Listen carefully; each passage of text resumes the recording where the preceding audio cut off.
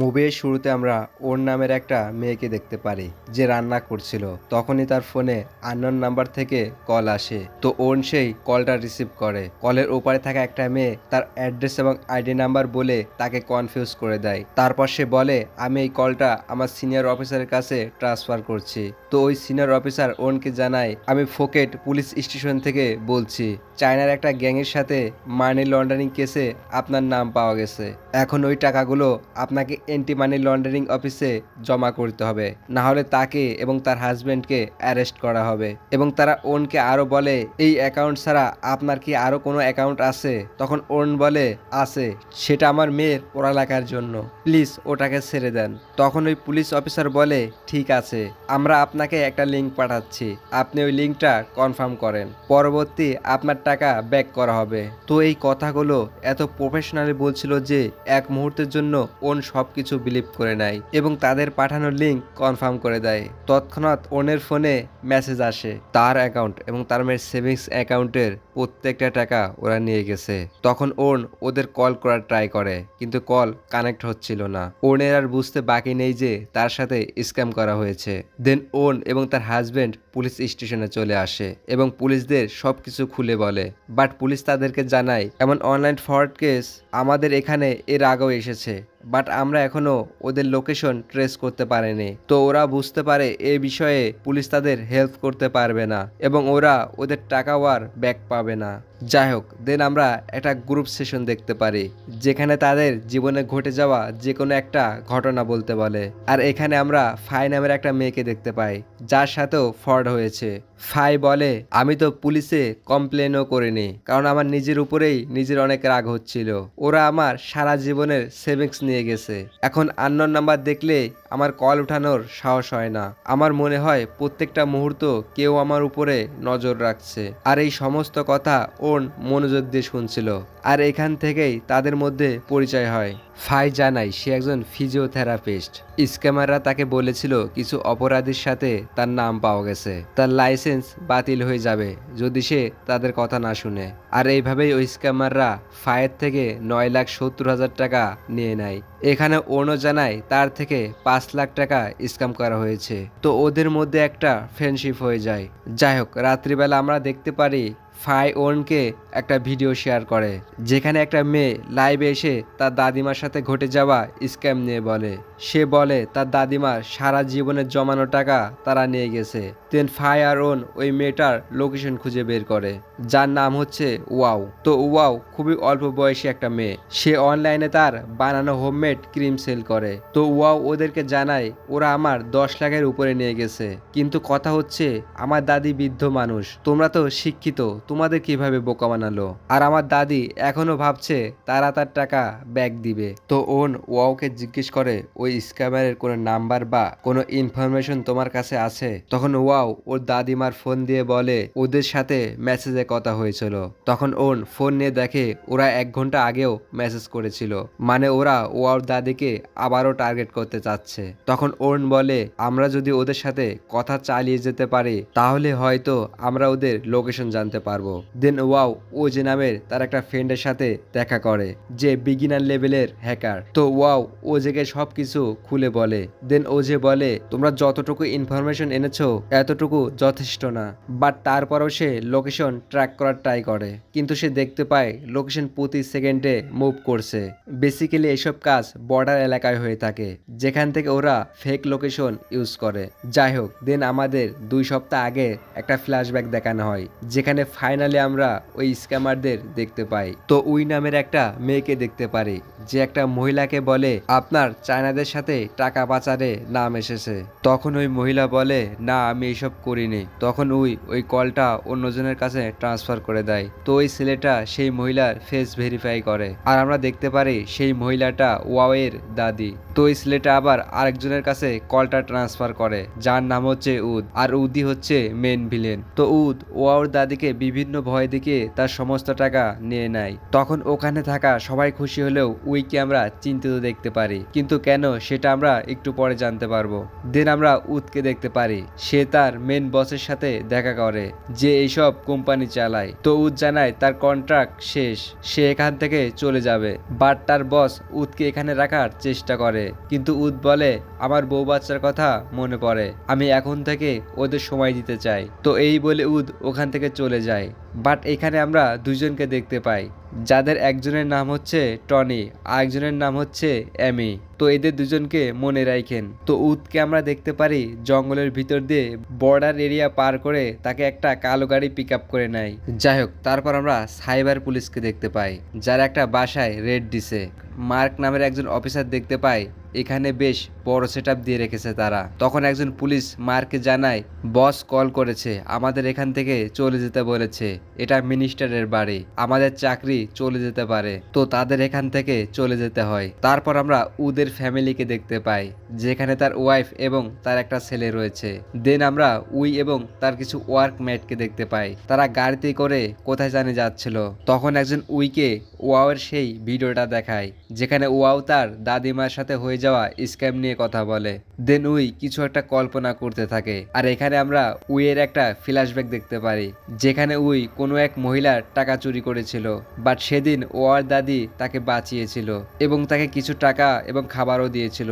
সেদিন হয়তো উই তার বাচ্চার জন্য চুরি করেছিল, কিন্তু ওয়াওয়ের দাদিমা তাকে অনেক বড় একটা বিপদের হাত থেকে বাঁচিয়েছিল। যাই হোক, সিন বর্তমানে চলে আসে অ্যান্ড আমরা দেখতে পারি উদ কিং মিউজিক নামে একটা প্রতিষ্ঠান খুলেছে, যেটা বাইরে থেকে মিউজিক কোম্পানি হলেও এবার এখান থেকে ওরা স্ক্যাম করতে যাচ্ছে। তো উদ সবাইকে সবার সাথে পরিচয় করে দেয় অ্যান্ড ওখানে আমরা উইকেও দেখতে পাই, মানে উই এবং উদ এরা কিছু মানুষ নিয়ে নিজেদের স্টার্ট আপ করতে যাচ্ছে। উদ সবার উদ্দেশ্যে বলে উই তোমাদের সবাইকে ট্রেন করবে, এখন আমাদের কোম্পানিটা ছোট মনে হলেও কিছুদিনের ভেতরে এখানে টাকার বন্যা বয়ে যাবে। অন্যদিকে ওরা তিনজন পুলিশের কাছে আসে, ওদের থেকে আনা ওই ট্র্যাক করা লোকেশন পুলিশকে দেখায়। এটা থেকে পুলিশ ওদের হেল্প তো করেই না, বরং ওদের আরো প্রশ্ন করে যে এটা তোমরা কোথা থেকে পেয়েছো, তোমরা জানো হ্যাক করে কারো লোকেশন বের করা ইললিগেল, মানে স্ক্যামাররা কোটি কোটি টাকা স্ক্যাম করছে, তার কিছু হচ্ছে না, ওরা পুলিশদের হেল্প করতে চাচ্ছে, বাট পুলিশ ওদেরকেই দোষ দিচ্ছে। ওরা বুঝতে পারে পুলিশ ওদের কোনো হেল্প করতে পারবে না, যা করার ওদেরকেই করতে হবে। ওরা আবারও ওজের কাছে চলে আসে অ্যান্ড ওরা প্ল্যান করে যে যদি কোনোভাবে ওই স্ক্যামারদের ডেকে আনা যায় তাহলে হয়তো আমরা ওদের লোকেশন জানতে পারবো। সো ওরা ওয়ার দাদিমার ফোন দিয়ে ওই স্ক্যামারদের একটা মেসেজ করে যে আমার কাছে গোল্ড রয়েছে, এগুলোও কি ইনভেস্টিগেট করার জন্য পাঠাতে হবে। তো এই মেসেজটা উই দেখতে পায়, কিন্তু তার পাশেই উদ ছিল, সে উইকে বলে হ্যাঁ লাগবে। সো ওরা কথা বলে একটা লোকেশন ঠিক করে। তো আমরা দেখতে পারি ওরা কিছু নকল গোল্ড এবং একটা ট্রান্সমিটার অর্ডার করে, যার সাহায্যে ওরা ওই স্ক্যামারদের লোকেশন সহ ওদের কথাও শুনতে পারবে। তো একটা ব্যাগে সেই ট্রান্সমিটার এবং গোল্ড সহ ওর দাদিকে বড় একটা হাসপাতালে বসিয়ে রেখে তার উপরে নজর রাখে। বাট ওখানে যা হয় সেটার জন্য ওরা একদম প্রস্তুত ছিল না। ওই ব্যাগটা তো নেয়ই না, বরং ওই ব্যাগে আরো টাকা রেখে দেয়। এটা দেখে ওর্ন এবং ওয়াও একদম শক হয়ে যায়। বাট আমরা তো জানি ওয়ার দাদি উইকে একবার বাঁচিয়েছিল, যার জন্য সে ওয়ার দাদিমার স্ক্যাম হওয়া টাকা ব্যাগ দিতে চায়। অন্যদিকে ওরা প্ল্যান বি স্টার্ট করে, ওয়াও উইকে ধাক্কা দিয়ে একটা মব সৃষ্টি করে। এই সুযোগে ও যে উইয়ের ফোন নিয়ে সেই ট্রান্সমিটারটা রেখে দেয়। তো সেই ট্রান্সমিটারের সাহায্যে ওরা উইকে ট্র্যাক করে ওদের বিল্ডিং এ চলে আসে, যেখান থেকে ওরা মানুষের সাথে স্ক্যাম করে। তো উদ উইকে ধমকাতে থাকে যে তুমি গোল্ডটা নিয়ে কেন এসেছো। তখন উই বলে ওখানে কেউ ছিল না, আমার মনে হয় ওটা পুলিশের একটা চাল ছিল। তো এইসব বলে উই এই যাত্রায় বেঁচে যায়। আর এইসব ফাই এবং ওন দেখছিল। তখন ওন প্ল্যান করে যে ওদের সমস্ত টাকা ব্যাক আনবে এবং উদ এবং তার টিমকে উচিত শিক্ষা দিবে। তো ওন ওদের ঠিক উপরের অ্যাপার্টমেন্টটা ভাড়া নেয় এবং সেখানে ওজের সাহায্যে ভালো একটা সেট আপ রেডি করে অ্যান্ড ওদের উপরে নজর রাখতে শুরু করে। কিছুদিনের মধ্যে ওরা জানতে পারে উদরা কখন অফিসে আসে, কখন যায়, তার টিমে কে কে রয়েছে, এরকম বেসিক কিছু জানতে পারে ওরা। যাই হোক, তারপর আমরা সাইবার পুলিশ মার্ককে দেখতে পাই।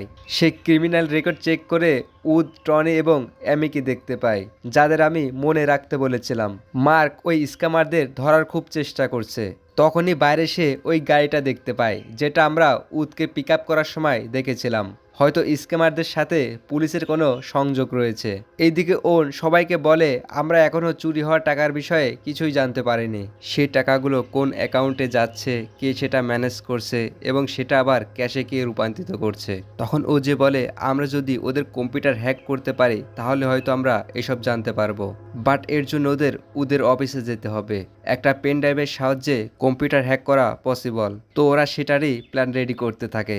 অন্যদিকে আমরা দেখতে পারি উদ স্ক্যাম করা ট্রাই করছে ভিডিও কলে, বাট সেই ব্যক্তির ক্যামেরা অফ ছিল। তখন উদ তাকে বলে আপনার ফেস ভেরিফাই করতে হবে, এই জন্য আপনার ক্যামেরাটা অন করতে হবে। তো সেই ব্যক্তি ক্যামেরা অন করে আর আমরা দেখতে পারি এতক্ষণ সে লাইভ করছিল, মানে সে আগে থেকেই বুঝতে পারছিল যে তার সাথে স্ক্যাম করা হচ্ছে। তো সে উদের ফেস সোশ্যাল মিডিয়ায় ছড়িয়ে দেয় আর এইসব দেখে টিমের বাকি সবাই হাসছিল। তখন উদ অনেক রেগে যায় অ্যান্ড সবার ফোন কেড়ে নেয়। সে উইয়ের ফোনও কেড়ে নেয়। তখন উই বলে আমার মেয়ের সাথে কথা বলতে হয়, আমার ফোনটা ব্যাক দাও। বাট উদ তারপরেও উইয়ের ফোন ব্যাক করে না। কিছুক্ষণ পর ওরা নোটিস করে উদ অন্য কারোর সাথে সময় কাটাচ্ছে। তখন ও যে ওদের লোকেশন বের করে দেখে ওরা মাই লেডি নামে একটা হোটেলে রয়েছে। তো আমরা দেখতে পারি উদ অ্যামি নামের ওই মেয়ের সাথে রয়েছে যাকে আমরা মুভির শুরুর দিকে দেখেছিলাম। তো অ্যামি উদের সেই আগের বসের থেকে কাস্টমার এবং তাদের ডাটা উদকে এনে দেয়। তো এই সমস্ত কথা ওন শুনতে পায় এবং সে বলে এই মেয়ের সকল ইনফরমেশন বের করো। তখন ও যে বলে আমার এক ফ্রেন্ড আছে যে তোমাদের এই বিষয়ে হেল্প করতে পারবে। তো ফাই মাই লেডি হোটেলের উদ্দেশ্যে বেরিয়ে পড়ে, যেখানে তার ওজের ফ্রেন্ডের সাথে দেখা হয় যার নাম হচ্ছে লিটল র্যাবিট। তো লিটল র্যাবিট ফাইকে একটা ডিভাইস দেয় যার সাহায্যে যে কোনো ফোনকে হ্যাক করে তার ডাটা নিতে পারবে। তো অ্যামি সেই হোটেল থেকে বের হলে ফাই আর লিটল র্যাবিট তাকে ফলো করে এবং এক পর্যায়ে তারা তার ফোন হ্যাক করে নেয়। আর এইদিকে ও সিদ্ধান্ত নেয় যে সে ওদের কল সেন্টারে যাবে এবং ওদের প্রত্যেকটা কম্পিউটার হ্যাক করবে। তো ওয়াও একটা চেয়ারে রশি বেঁধে ওদের বিল্ডিংয়ে চলে আসে, বাট সেখানে ম্যাগ নামের একজন ছিল।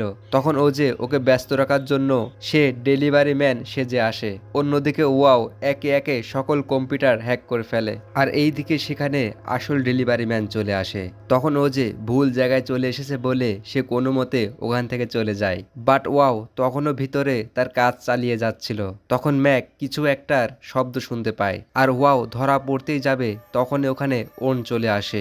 সে বলে ডেলিভারি ম্যান নাকি ভুল করে আপনার এখানে চলে এসেছে আর ওয়াও এখান থেকে বের হওয়ার একটা সুযোগ পায়। আর এইদিকে সেখানে উদ চলে আসে। সে ওনকে অনেক প্রশ্ন করে এবং তাকে বন্দুক ধরে ভয় দেখায় আর ওনও অনেক ভয় পেয়ে যায় অ্যান্ড সে কান্না শুরু করে দেয়। তখন ফাই এসে ওনকে কোনো মতো বাঁচিয়ে নেয়। অন্যদিকে ওয়াও তার কাজ শেষ করে রশিদে উপরে ওঠার সময় সে একদম নিচে পড়ে যায় আর এইদিকে ওন এতটা ভয় পেয়ে যায় যে সে এইসব আর করতে চায় না। তখন ফাই বলে আমরা এত সহজে হাল ছেড়ে দিতে পারি না, এখানে আমরা অনেক টাকা খরচ করেছি। তখন ওন বলে টাকা আমি খরচ করেছি, তোমরা না। তুমি দেখছো না আমরা কতটা ভয়ানক জায়গায় রয়েছি। যখন ওরা বন্দুক নিয়ে আমাকে ঘিরে ধরেছিল তখন আমি শুধু আমার মেয়ের কথা চিন্তা করছিলাম। তখন ফাই বলে আমরা এত টাকা হারিয়েছি যে আমাদের দেওয়ার মতো আর কিছুই নেই। তখন ওন বলে আমি 25 লাখ হারিয়েছি। লজ্জার কারণে আমি তোমাদের এবং আমার ফ্যামিলিকে মিথ্যা বলেছি যে আমার থেকে তারা 5 লাখ টাকা স্ক্যাম করেছে। যাই হোক ওন এই বলে ওখান থেকে চলে যায়। অন্যদিকে আমরা অ্যামিকে দেখতে পারি, সে তার হোটেলে এসে দেখে সেখানে আগে থেকেই টনি ওর জন্য অপেক্ষা করছে। আসলে টনি ঠিক পেয়ে গেছে যে কেউ তাদের সিক্রেট ইনফরমেশন চুরি করছে। দেন আমরা ওয়াওকে দেখতে পাই, সে খুব বাজেভাবে ইনজুরি হয়েছে। সে কোনো মতে তাদের অফিসে চলে আসে, বাট সে কাউকে দেখতে পায় না। তখন ওয়াও ফোন বের করে গ্রুপের মেসেজ চেক করে দেখে সবাই তাকে খুঁজছে এবং ওনের মেসেজ দেখতে পায় যে সে আর এসব করবে না। এটা দেখে ওয়াও অনেক রেগে যায় অ্যান্ড চিৎকার করতে থাকে। তারপর সবাই তাদের নর্মাল লাইফে ফিরে যায়, বাট কেউ হ্যাপি ছিল না, সবাই তাদের প্রতিশোধ নিতে চায়। হঠাৎ একদিন ওন তার ফোন ঘাঁটতে থাকে, সেখানে সে উদ এবং তার ফ্যামিলির সকল ডিটেলস দেখতে পায় অ্যান্ড তার মাথায় একটা প্ল্যান আসে। তখন সে তাদের টিমকে কল করে। এইদিকে উদ তার ওয়াইফের সাথে ঝগড়া করছিল। তখন উইয়ের ফোনে ওয়াওয়ের দাদির মেসেজ আসে। ওয়াওয়ের দাদি তাকে অর্ধেক টাকা ব্যাক দেওয়ার জন্য ধন্যবাদ জানায় এবং জিজ্ঞেস করে বাকি টাকা সে কবে ব্যাক পাবে। উদ এই মেসেজ দেখে প্রচন্ড রেগে যায় অ্যান্ড রিপ্লাই করে তাকে আর টাকা ব্যাক দেওয়া হবে না। দেন ওয়াও বাড়ি ফিরে দেখে তার দাদি ঘুমের ওষুধ খেয়ে সুইসাইড করার চেষ্টা করেছে এবং সে ওই মেসেজগুলো দেখতে পায়। এটা দেখে ওয়াও অনেক রেগে যায়। অ্যান্ড কান্না করতে থাকে। দেন ওয়াও তার দাদিকে হসপিটালে অ্যাডমিট করে এবং সে এতটাই রেগে আছে যে সে উদকে জানে মেরে ফেলতে চায়। অন্যদিকে আমরা অফিসার মার্ককে দেখতে পাই, সে টনিকে ফলো করছে। আর এইদিকে ওন সবাইকে এক করে তার প্ল্যান বলে যে ওদের থেকে যদি টাকা ফেরত পেতে চায় তাহলে আমাদেরও ওদের মতো হতে হবে, মানে কাটা দিয়ে কাটা তুলতে হবে।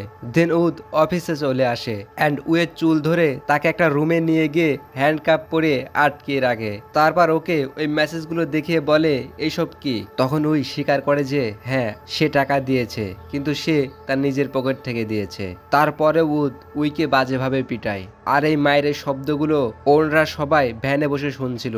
উদ উইকে এত বাজেভাবে মারছিল যে মায়ের শব্দ শুনে ওরা কষ্ট পাচ্ছিল।